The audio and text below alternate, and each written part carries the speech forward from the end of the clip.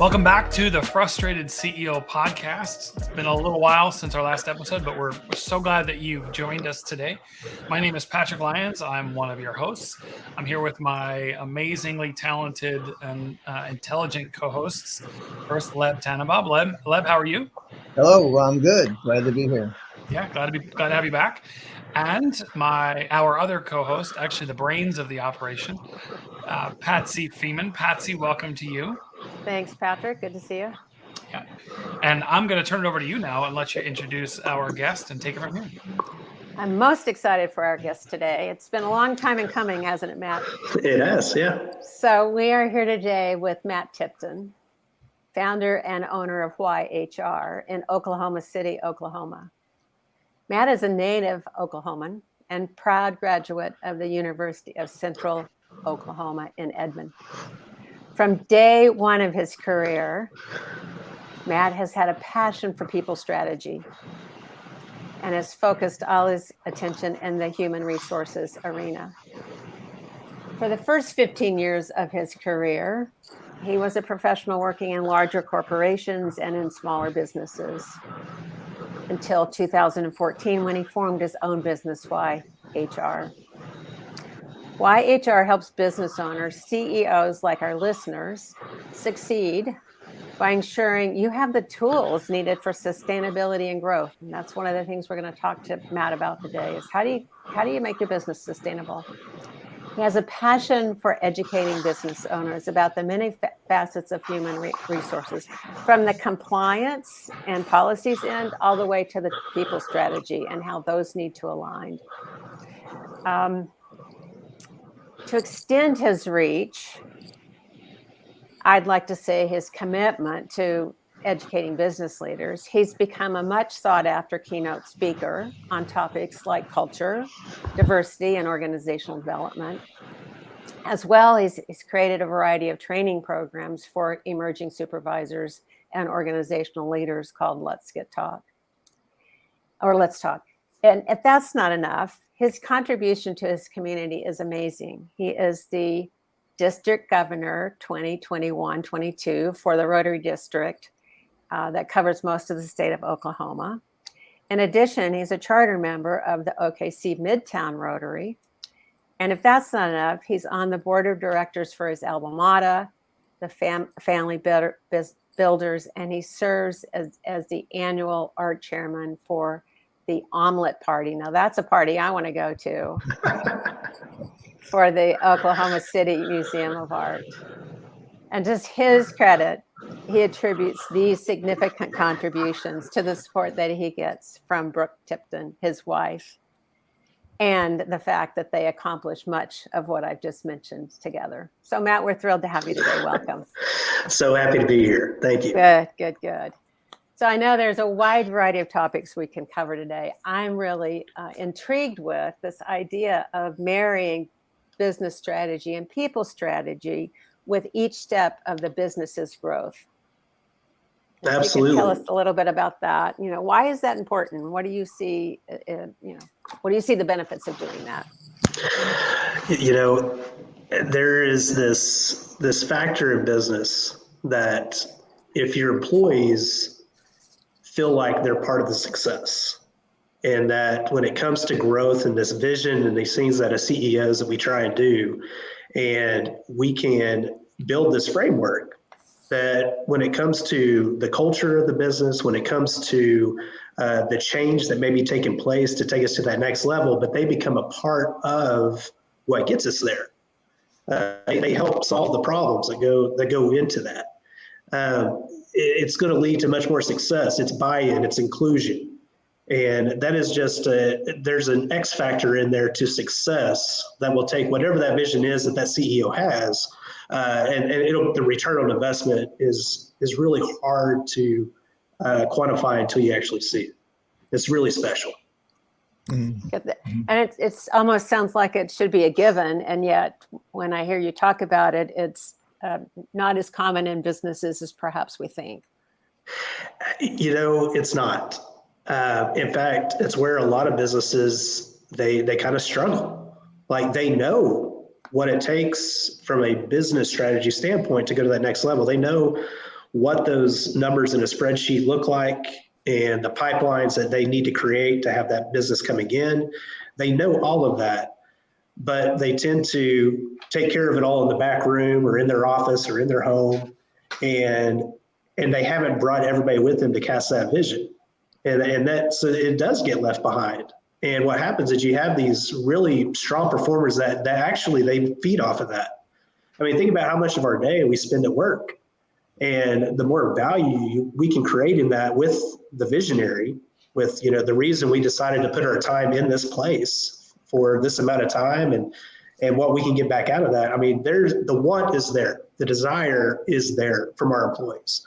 And if we just even feed that a little bit and take the time to do that, it really will. It'll change the structure. I mean, it'll change the longevity of the business, the revenues of the business, and just the outpouring into when we talk about recruiting and retention and the struggles that individuals have. Like there's an X factor in that as well.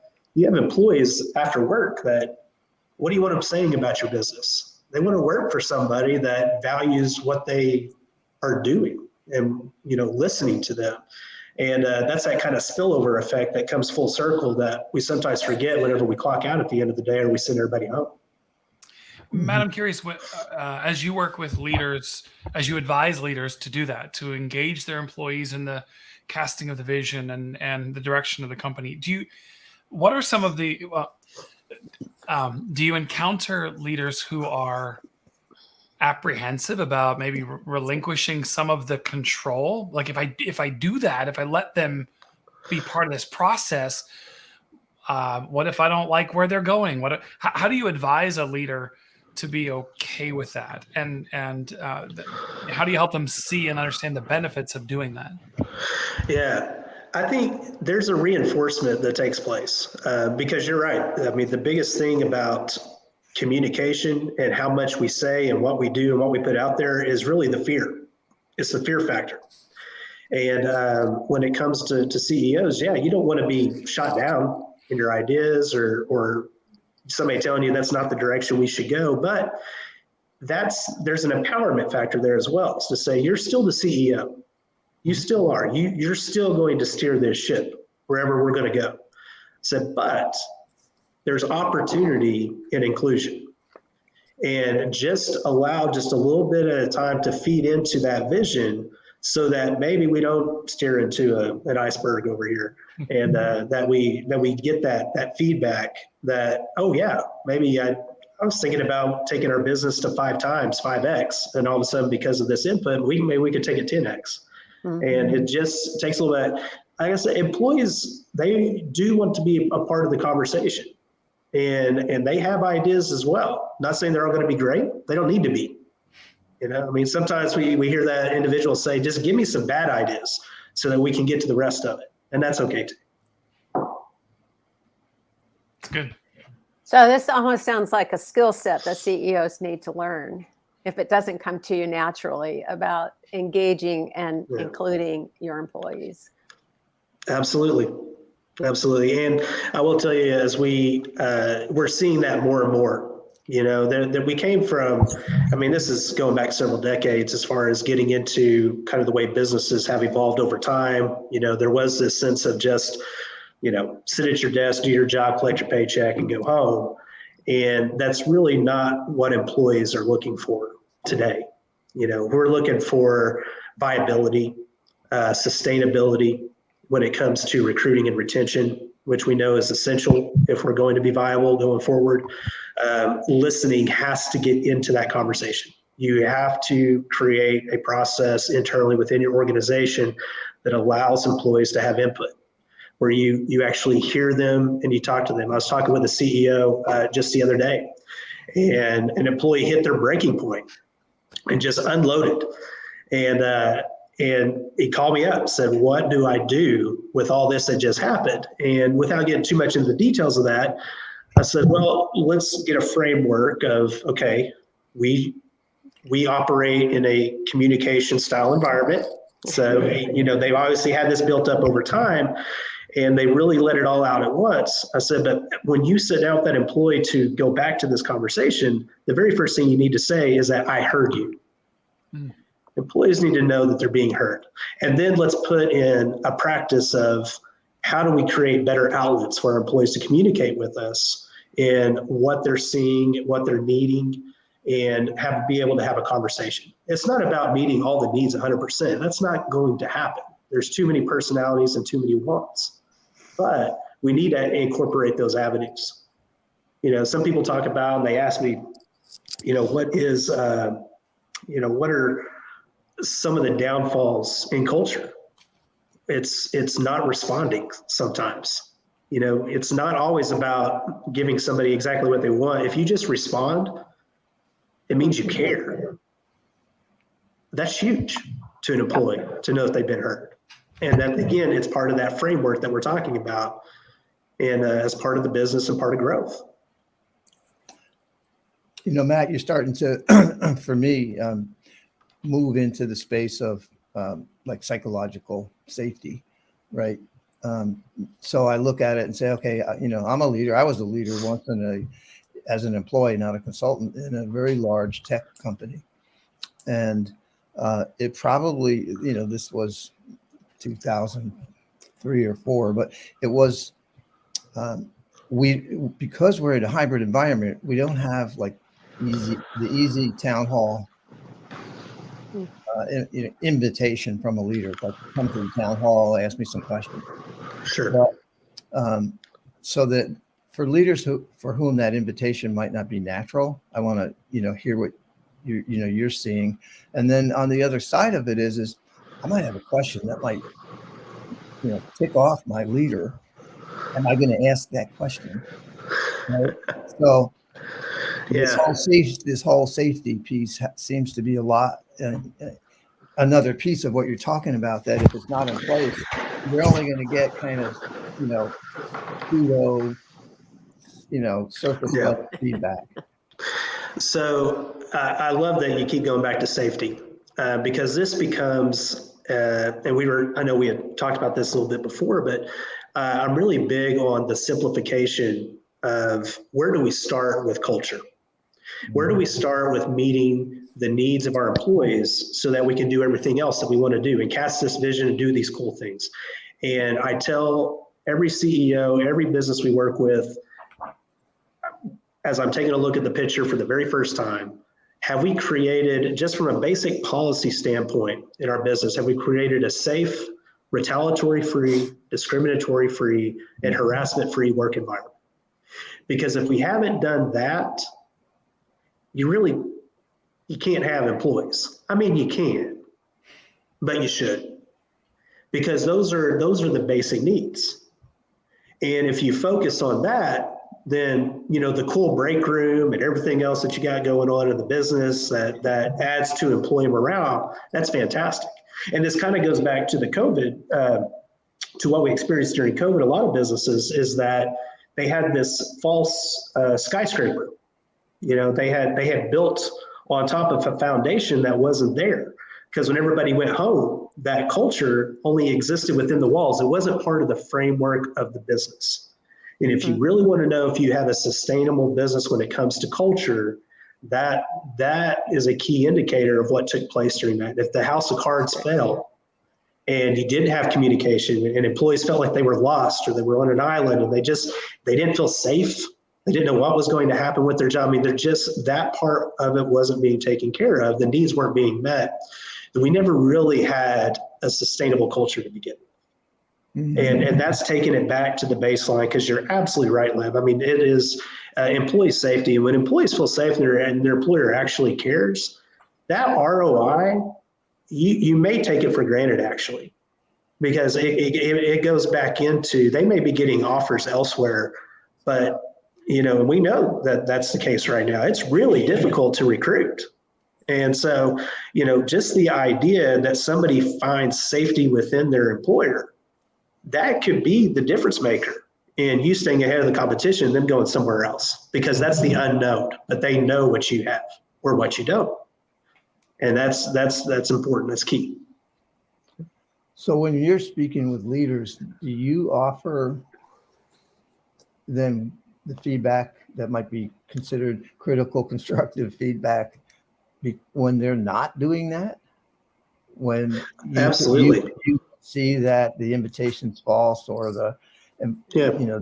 environment's not safe, or they don't really want to engage because, like, think of strategic planning. It's always been top down, just in Yeah. general, right? But the people who are on the front lines may have some really significant contributions to make. Yeah. Will they ask or not? And they bring you in with new eyes and say, okay, Matt, what are we missing, or what's in my way here? And you might have to say you. Yeah. And we have. I think that's great. Honestly, one of the biggest blessings about getting into consulting has been able to kind of have that conversation.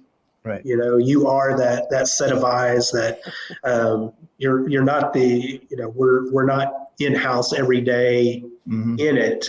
And it allows us to be that mouthpiece so we can absolutely say, because that is part of our job. When we talk about risk management, whether we're dealing in policy, government compliance, whatever it may be that relates to a business that we do look at, we're also looking at all the other gaps. It's gap management and looking at how can we create solutions in these areas. And, there may be a CEO that's just not interested. And that's okay, because that's risk management. That is understanding your liabilities and what that could look like, in accomplishing your goals. And we work within that. But it's all about being able to at least present it, and so that they know it. Known liabilities is where it's at. That's good. That's good. Thank you, Matt. You bet. Wow. So it is a hybrid environment still, right? And there seems to be this dichotomy, where you're in the office or you're not in the office. But I think now there's a lot more understanding of nuance and what I heard this morning, and I'd love to hear how you approach it, was updating policy and having policy that people actually understand about. And they're getting into, when is it really better to actually be in person, and how do you pull that off? But if there's no policy, it seems pretty random, or it might change from leader to leader. Yeah. So a couple of things. First off, with policy, this is just a PSA for all the CEOs out there. The 3 C's. Make sure it's clear, concise, and consistent. Okay. That's huge. We got to start there when it comes to policy and being consistent.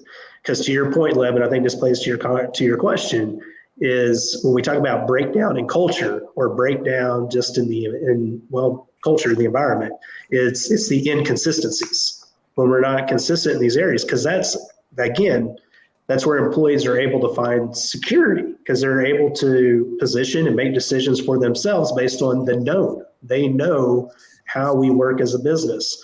And it's not one of these, if they're my manager, it works like this, but if they were my manager, it works like that. And when you have these contrasts within the business, or, if I catch the CEO on the right day, then I know I'll have this type of flexibility or get this answer. So that's where it's important to have clear policy. It's important to have consistent policy when it comes to, it doesn't matter all policy, but especially with remote work and what's acceptable. And what does that communication look like if we're going to work from home today versus coming to the office? Like, what is the step 1, step 2, step 3? So that my supervisor understands, so that my team understands, but most importantly, that it's acceptable, because that's how we do business. And I'm not at home stressed out because I had to make a life decision to do this today, and I don't know how my employer is going to react. There should never be surprises in policy when we make these day-to-day decisions. We should also know what our known liabilities are when we're making decisions. Yeah, that's great. Yeah, so true.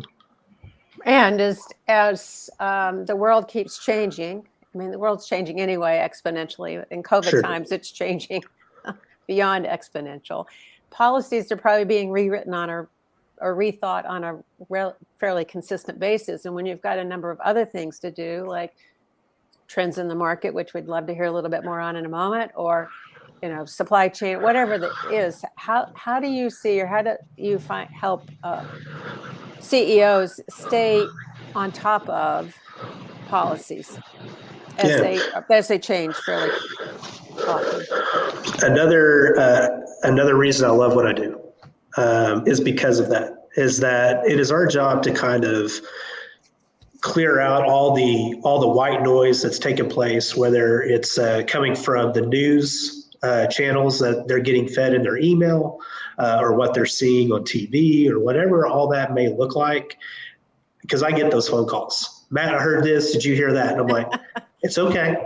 It's okay. Like, that's what we do based on your size of business, based on where you're located and what state you're operating in. Like, we're weeding all of that out. And we're going to make sure that policy wise, especially when it comes to government compliance, that we are, that you don't need to worry about this. We'll let you know when we need to make a change. And then when it comes to making a change, whether it is related to government policy or just internal policy, because as you mentioned, the changing of times, and we need to create a policy, we're going to do that strategically. We're going to create the policy. And this goes back to being proactive, because we know we need to do it.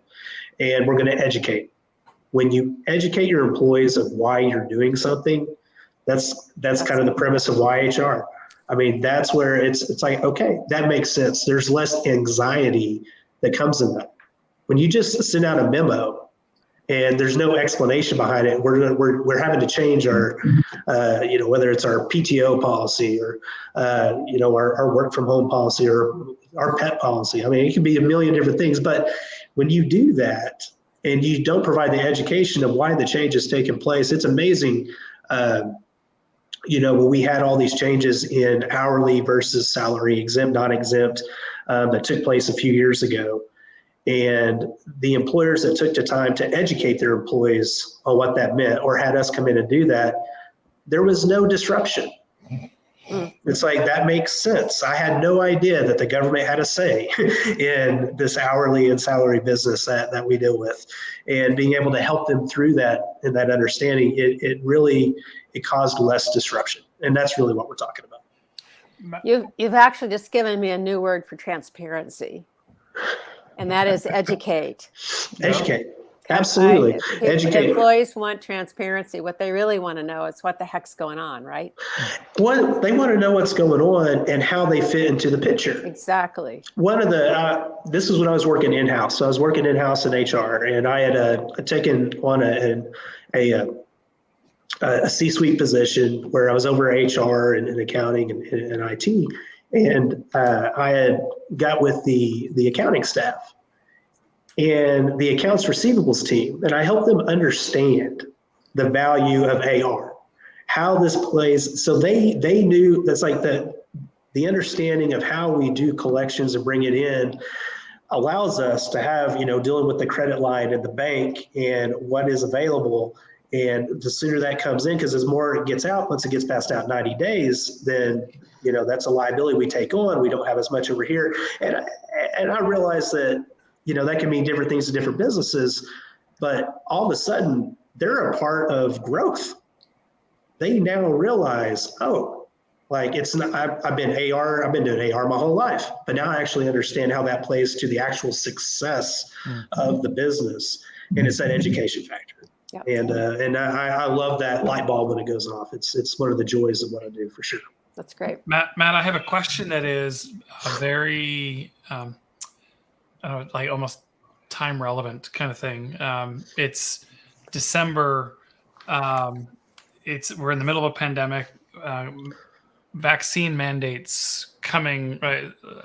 Municipals and how have you seen? Without getting into what I believe or what's right or what's wrong, yeah. Have you had conversations with companies about whether or not they should or plan to? How have you advised them on policy for vaccine mandates? And I have no doubt there's a listener right now who's struggling with, gosh, what are we going to do when we have to do that? Yeah. So the first part of your question is, have I had those conversations? And I'll say daily. Have those conversations daily. Okay. And the second part is, it goes back to the education and strategy of what they need to understand. And we don't get into the politics of it. I don't get into the beliefs of it.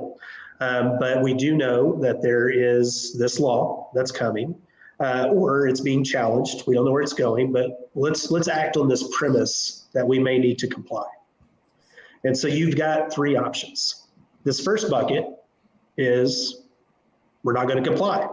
Just like you may not comply with other policies that maybe the government imposes on you, and those come with penalties.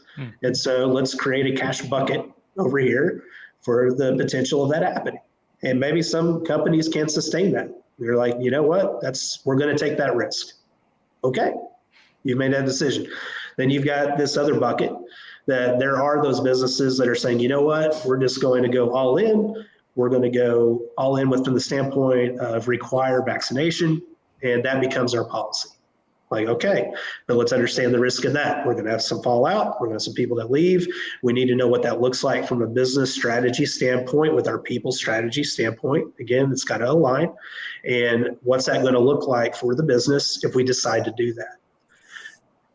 Then you got the third bucket, which is really where this law is taking us, which is not that you have to be vaccinated, but your employees need to be vaccinated or they need to be tested. And again, this is the 100+ crowd, of course.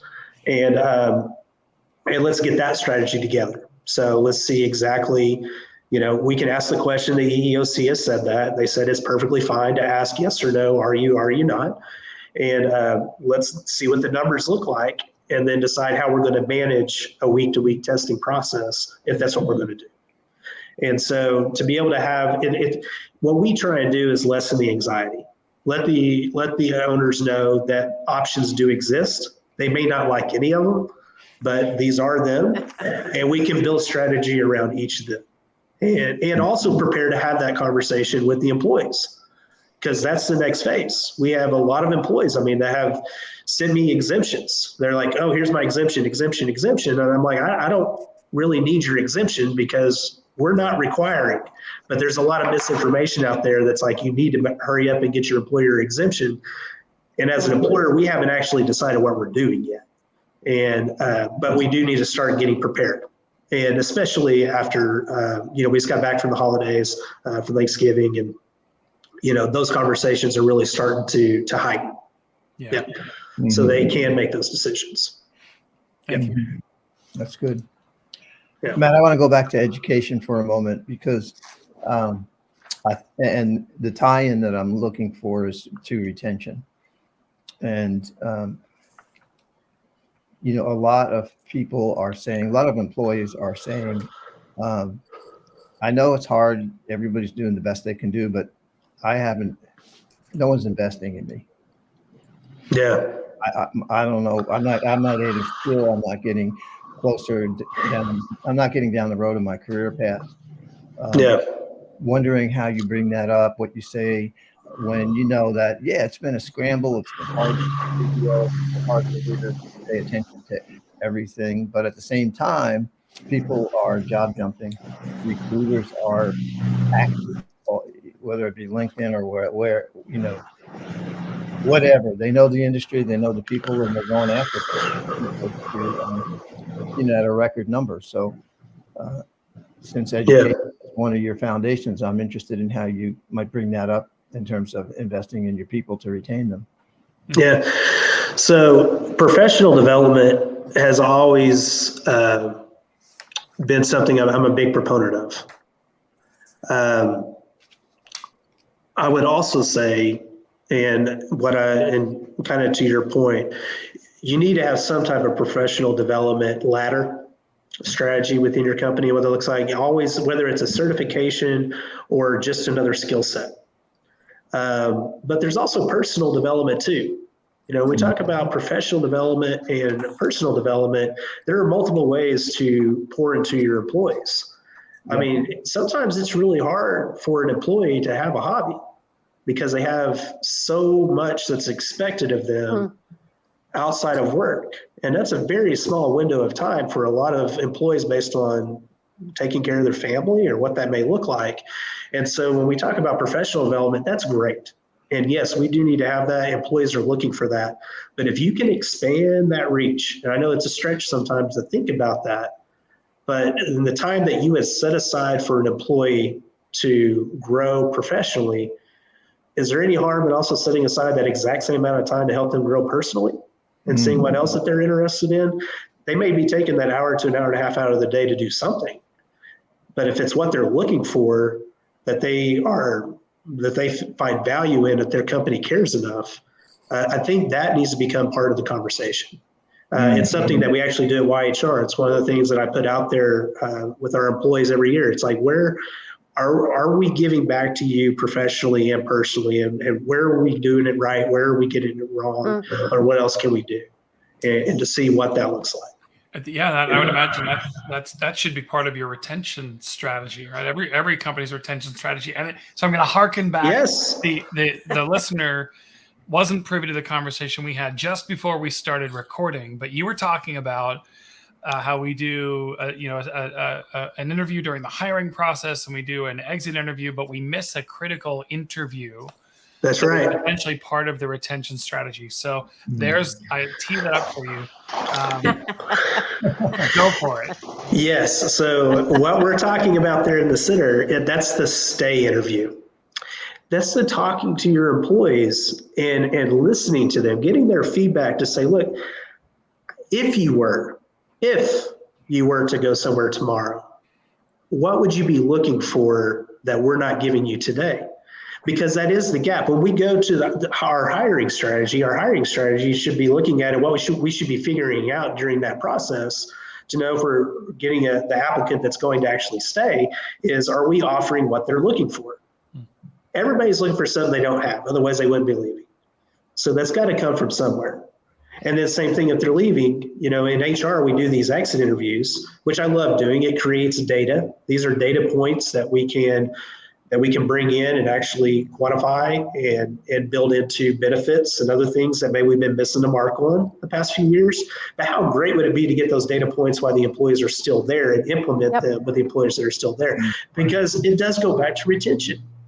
And when we talk about professional development, we're like, oh yeah, if we pour into them professionally, they're going to stay.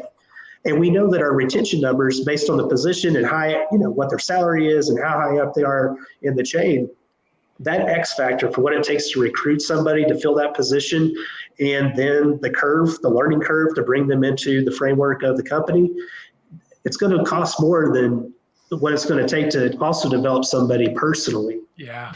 Yep. And as a CEO, sometimes we forget because we're like, oh, why would I want to invest in them personally to take, let's just call it a 1 hour a day sushi class because they want to learn how to make sushi.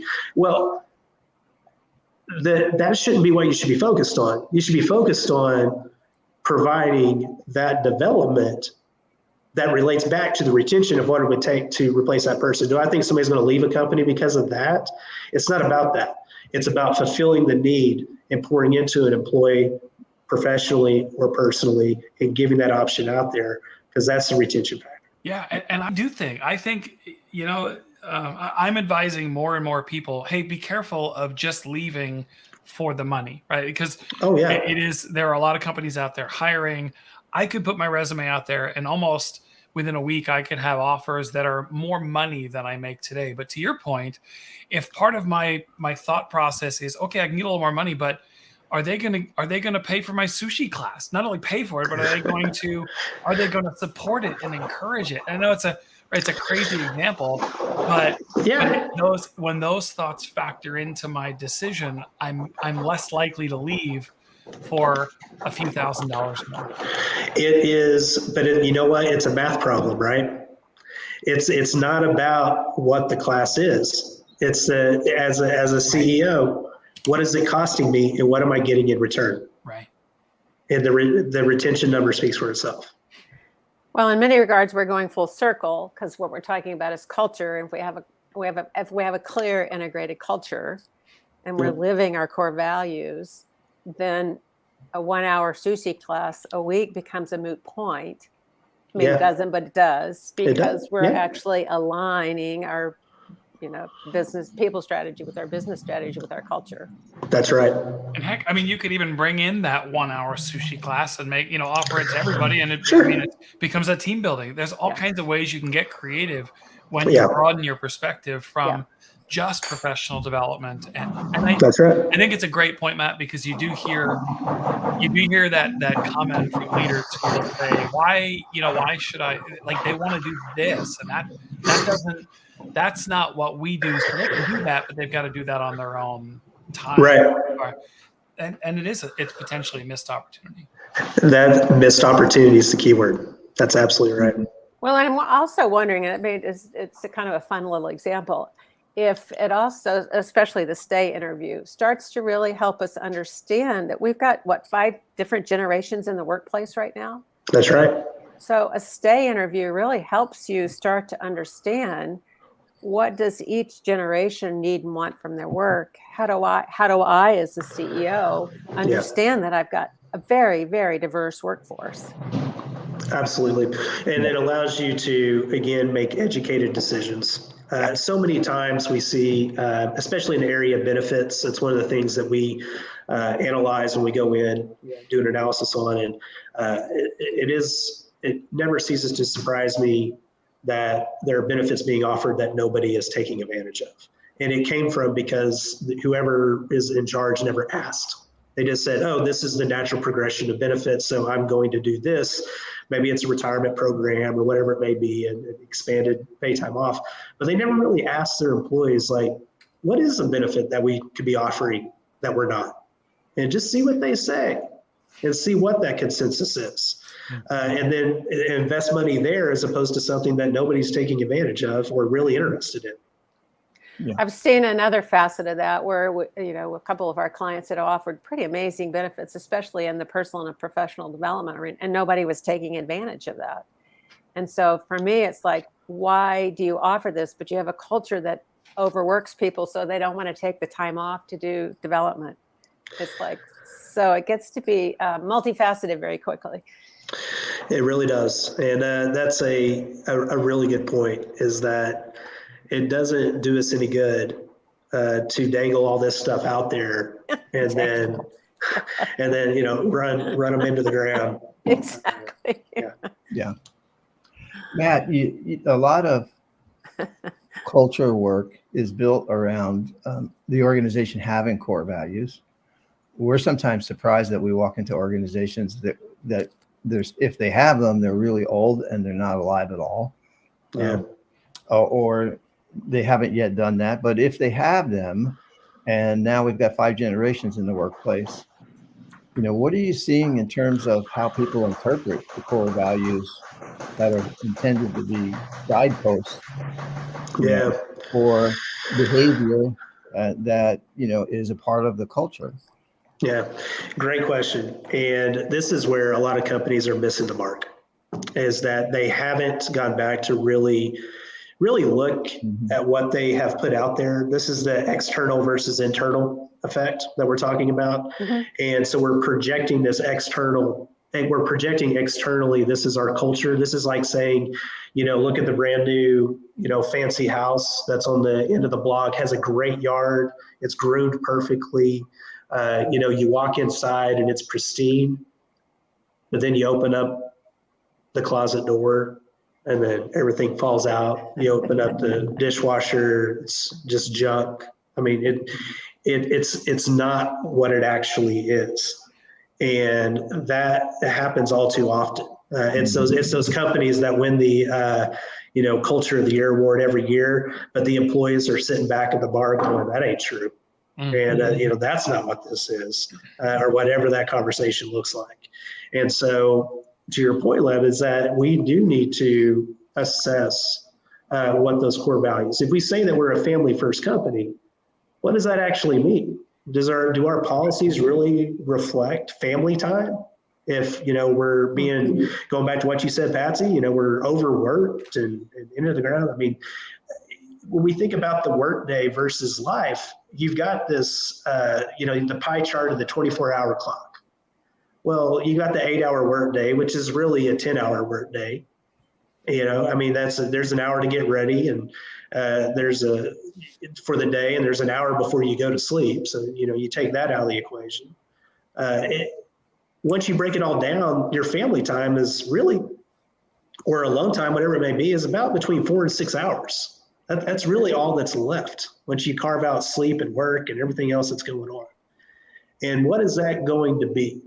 What is that conversation going to look like during those 4 to 6 hours? Is it going to be positive conversation because of where you just came from at work? Or is every night going to be talking about how, I just wish I could find something else? And what does that look like? That is and I've stolen this term, but it's called the spillover effect. And it's Michael Dickerson is a guy that I follow, does a lot of work in mental health. And there's this thing about, we just want our employees to be happy when they come to work. And if they're not, we blame it on what's going on outside of work. Well, the spillover effect is to reverse that concept. And it goes back to personal development and everything that we're talking about in supporting our employees and giving them a safe place and pouring into them. The spillover effect goes from work to the person. And if they're positive out here about what's happening in here, you're more likely to retain that employee back over here. Because nobody wants to, my wife doesn't want to hear me come home every night and talk bad about my job. In fact, she's going to start looking for another job for me. If I keep it doesn't do anybody any good. And so when businesses start changing that mindset of how much can we support our employees around the framework of the business model and the people strategy, right? We're going back to that, to where they align. That's a big part of the people strategy as we bring everybody together and align them, is that we create that spillover effect, that becomes a positive conversation outside of work and not they say this, but they do that. Yeah. That's where we got to close that gap and what that looks like and reassess those culture and take those culture values that are out there on the website and really take a moment and say, what are we actually doing that supports that? Yeah. You need to figure that out. Yeah. Mm-hmm. Matt, you've a number of times so far, you've talked about the need for the business strategy and the people strategy to be aligned. How would I know they're not? What are some signs that I would see in my organization that would tell me it's not what I need it to be? Yeah, a big part of that is we are constantly having conversations at executive level where we're saying things like, well, they just don't get it. Or, employees, when we hire them for their expertise and what they do and that they can contribute to the organization. They didn't just wake up the next day and not have that expertise. Like, it's kind of like, an employee just doesn't wake up and all of a sudden they're a bad employee. Like there's an influence somewhere that takes place.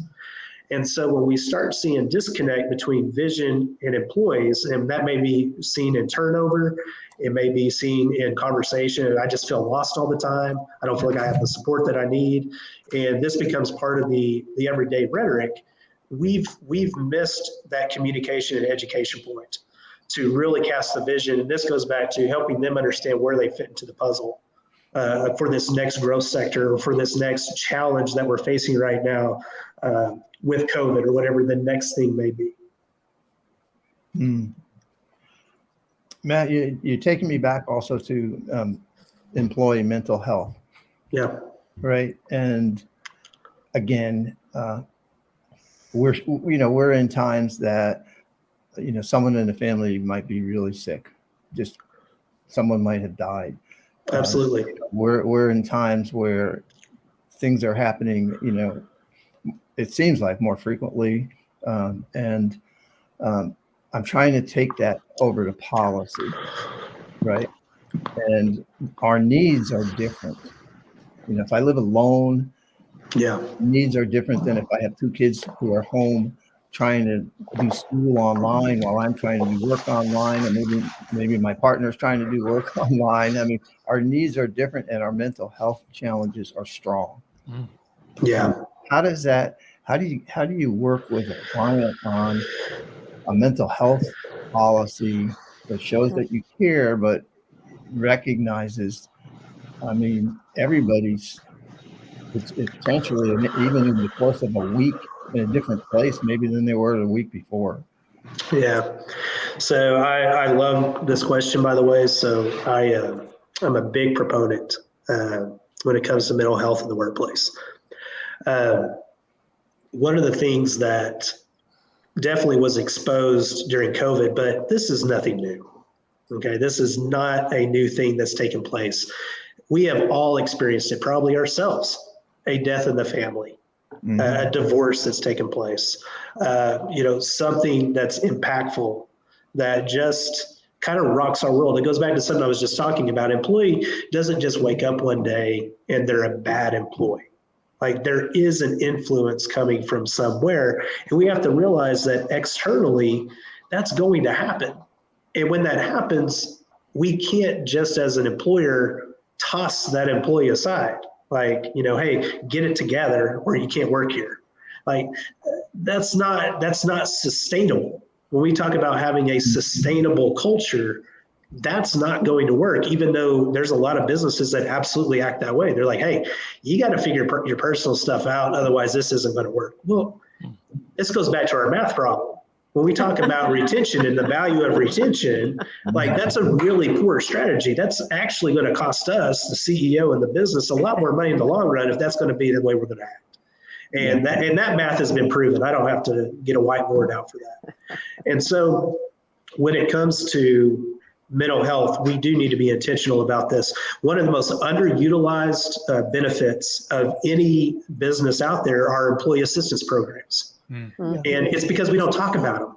Yep. Most of them are free with the insurance that we're already paying for our employees, but they end up in the back of the employee handbook. It ends up in the back of the benefit booklet, and we may mention it. And most of them they're free. And I can't tell you how many times over the past year I've had to remind clients. I was like, get that out on your shared drive. Put up the flyers in the hallway.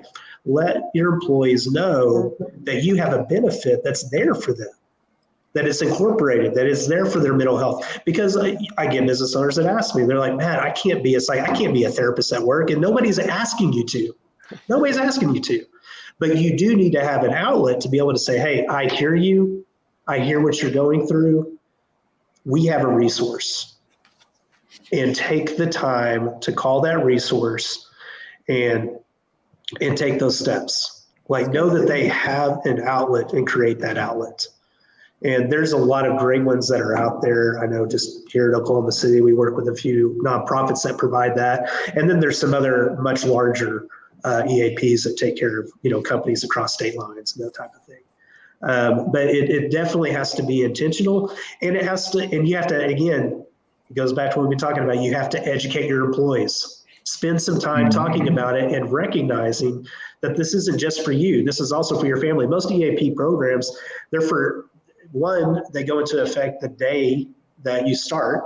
It's not like you have to enroll in your benefits. They're there for everybody, and they extend to your family, and they're there.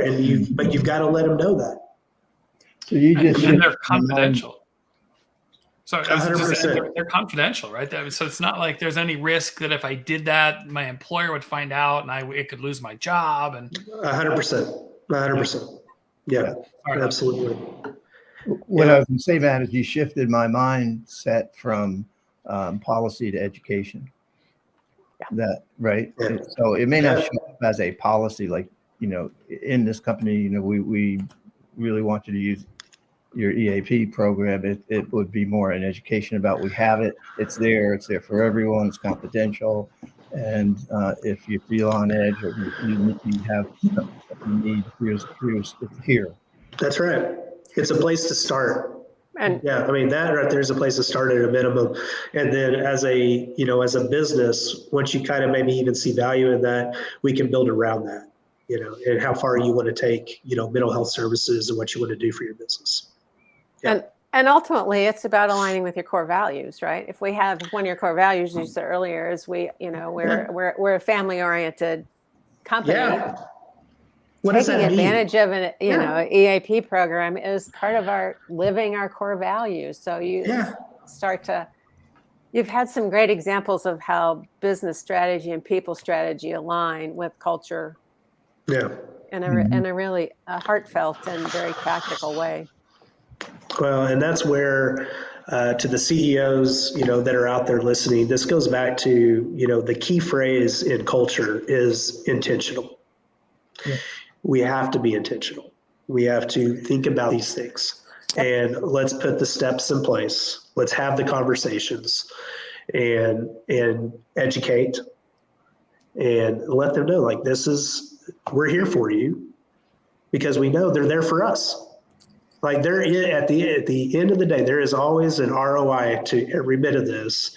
And when it comes to retention and the spillover effect, that's going to come back to the employer. Right. Yeah. Right. That's excellent. Good. Yeah. You seek to tie everything back to sustainable and ROI, things that I haven't necessarily always thought of in that way. And I really get it and appreciate it.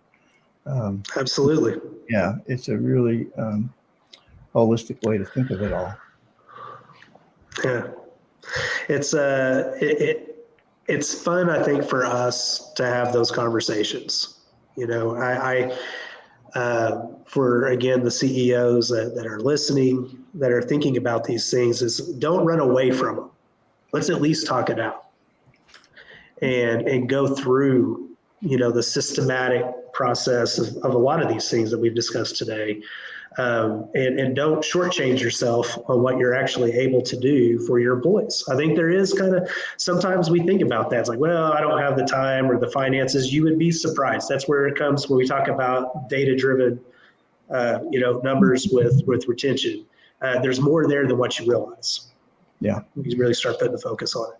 Well, and Patrick asked you something earlier about what does it cost you, I think, or what does it cost the CEO to not pay attention to some of these things. And I was talking to somebody earlier about how much it costs you to be reactive when something's not working for you. But when you're making all these lateral moves, trying to, jump into different buckets, opposed to when everything's aligned and working in the flow, so to speak, it ultimately takes a lot less time and energy, and it's the right thing.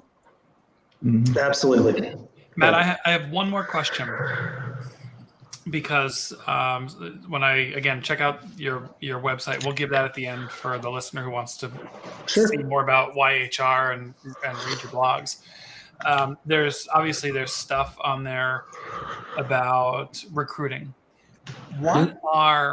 So for our listener who owns a business and is not only concerned about retention, but also concerned about attracting and retaining new talent, what are employees looking for? What are you seeing and hearing? What are the things that are, in your conversations with prospective candidates, they're like, this is what I want. This is what I'm willing to leave my company for. Yeah. So that's definitely a mixed bag that you're going for. But, well, so we do so one of the classes that we do as part of that Let's Talk series that you had mentioned, Patsy, at the beginning is kind of the art of interviewing. That's what we call it. And the whole idea behind that is to get the answer to that question: what are you looking for?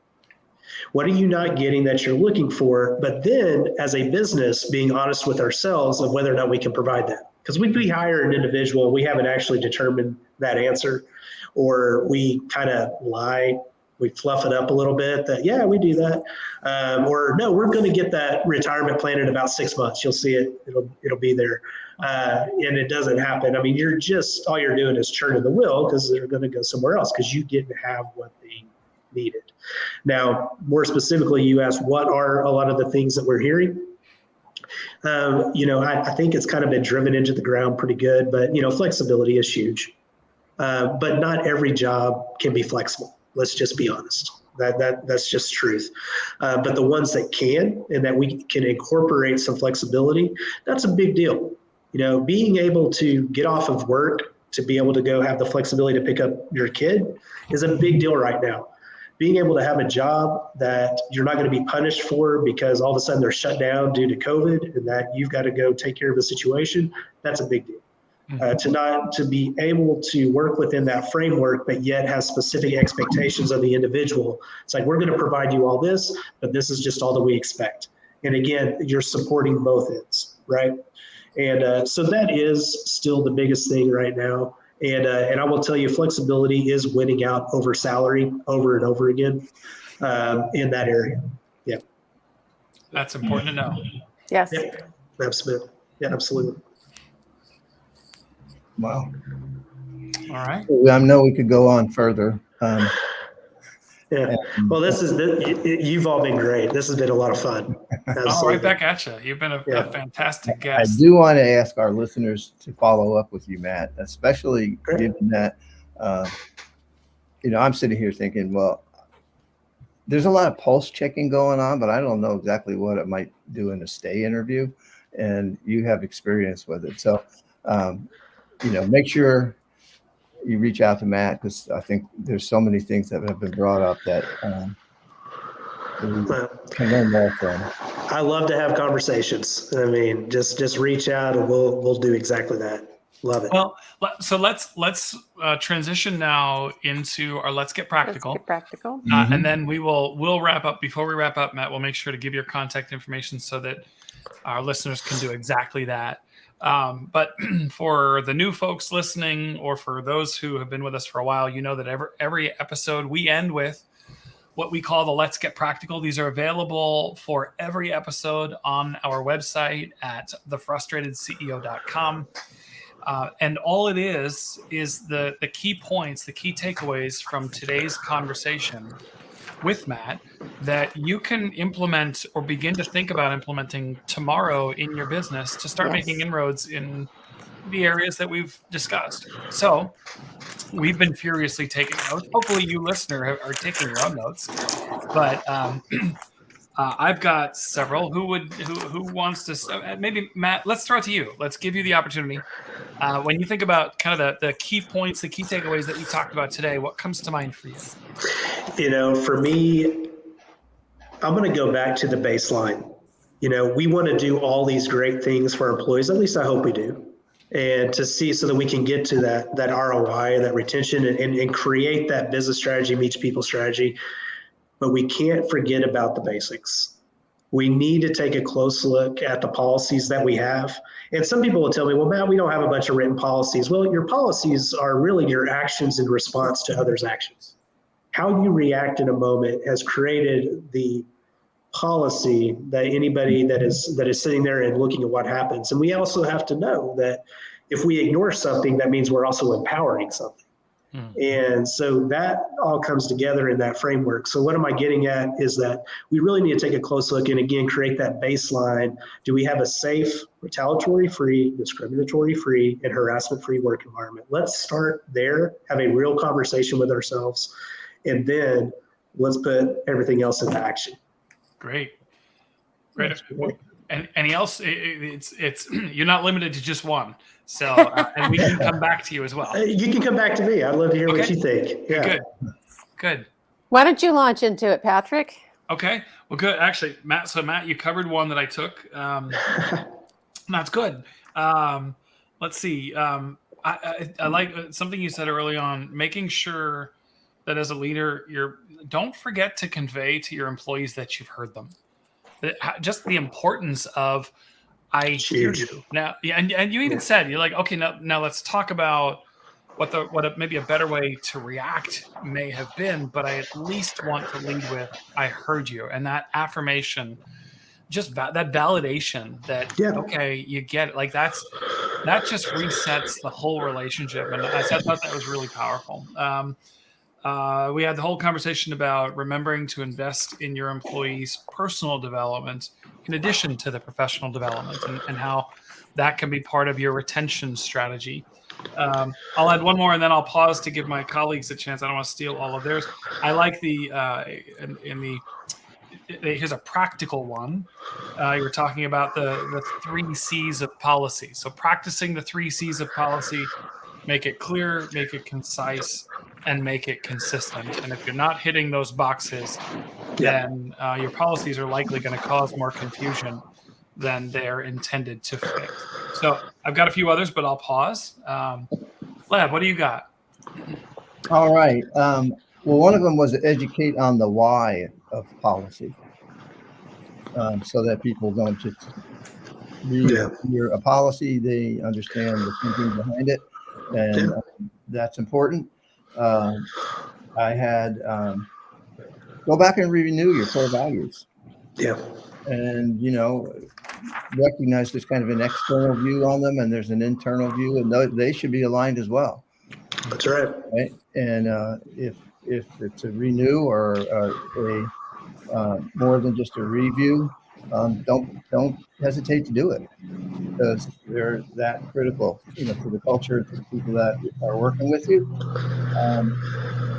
I wrote down bring outside eyes into your inner circle as a leader. Yeah, You just can't see everything. that's right. Get the perspective of someone who's coming from the outside can offer you.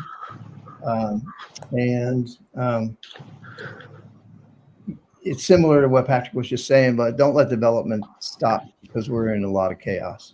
Mm-hmm. That's right. Keep pouring into your people. Yeah. That's it. So I'll turn it over to you, Patrick. Let's see. What did you leave me? No. That's always the Herald hardest of going part. last. That your culture has to be integral to the framework of your business. Mm-hmm. Mhm. I think that's kind of a new way of saying that, but your people policy and your business people strategy and business strategy need to work together. Yeah. Engage. The first one we started out was with engage employees in your business development. Yeah. They want to, and more employees want to be included, and see that as an opportunity. See inclusion as an opportunity for your business. I'm going to reiterate the be proactive and educate, because you've given me a new set of eyes today around educate. Great.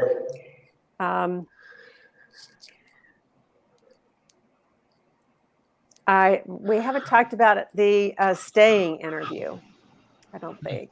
So there's a wealth of learning. Yeah. By integrating a staying interview into your process, Mhm. And at any rate, I think that's it. That's good. Matt, anything that you want to add that we may have missed? I think you've covered it all. And the biggest thing is, in each of these areas, be intentional, because your employees will recognize that. Mm-hmm. Don't be just like, oh, I heard this on a podcast, I should go ahead and do that. Like, no, be intentional, educate behind the intention of why we're doing this, and here's what the steps that we're going to take. And I just think that's just huge, and that will mean so much to your employees. And again, it's going to come back to the business. Yeah. Yep. Great. Well, I hope, Matt, all these points sound brilliant, because they're yours. So, Well, this has been a lot. Again, it's been a lot of fun, and just such a great opportunity to be with you. I mean, so it's been fantastic.